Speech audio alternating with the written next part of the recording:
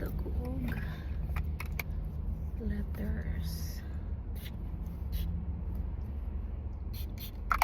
Ay kanang numbers ba kay nagkuba ang among mailbox giguba gibanggaan sa kumbana sa among kuan lawnmower.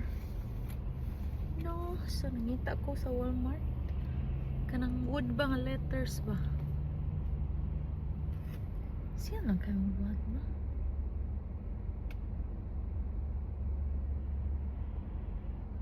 Wa ko kakita og wood nga letters. So, mato ko sa Dollar Tree. Kasi nga sa Dollar Tree, no? Tugnogi ko ayo, let's see ko ayo. Kapag yung magawas kay, tugnogi kay stanan. As in, grabe katulog now. Ano ba?